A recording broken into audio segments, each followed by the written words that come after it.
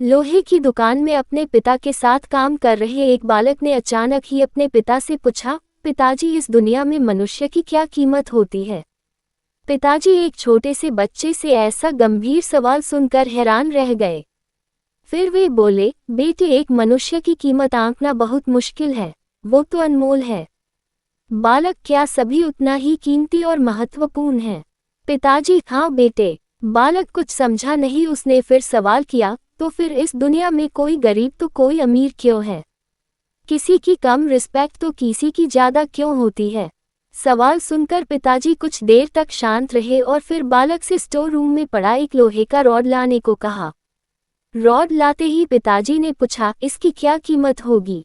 बालक, 200 रुपये। पिताजी, अगर मैं इसके बहुत से छोटे छठे कील बना दूं तो इसकी क्या कीमत हो जाएगी? बालक कुछ देर सोचकर बोला, तब तो ये और महंगा बिकेगा, लगभग 1000 रुपये का। पिताजी, अगर मैं इस लोहे से घड़ी के बहुत सारे स्प्रिंग बना दूं तो? बालक कुछ देर गणना करता रहा और फिर एकदम से उत्साहित होकर बोला, तब तो इसकी कीमत बहुत ज़्यादा हो जाएगी। फिर पिताजी उसे समझाते हुए बोले, ठीक इसी तरह मनुष्य की कीमत इसमें नहीं है कि अभी वो क्या है, बल्कि इसमें है कि वो अपने आप को क्या बना सकता है। बालक अपने पिता की बात समझ चुका था। फ्रेंड्स, अक्सर हम अपनी सही कीमत आंकने में गलती कर देते हैं।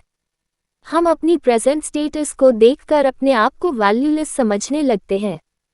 लेकिन हम में हमेशा अथाह शक्ति होती है। हमारा जीवन हमेशा संभावनाओं से भरा होता है। हमारी जीवन में कई बार स्थितियां अच्छी नहीं होती है, पर इससे हमारी वैल्यू कम नहीं होती है। मनुष्य के रूप में हमारा जन्म इस दुनिया में हुआ है, इसका मतलब है हम बहुत स्पेशल और इम्पोर्टेंट हैं। हमें हमेशा अपने आप को इम्प्रूव करते रहना चाहिए और अपनी सही कीमत प्राप्त करने की दिशा में बढ़ते रहना चाहिए। All the best.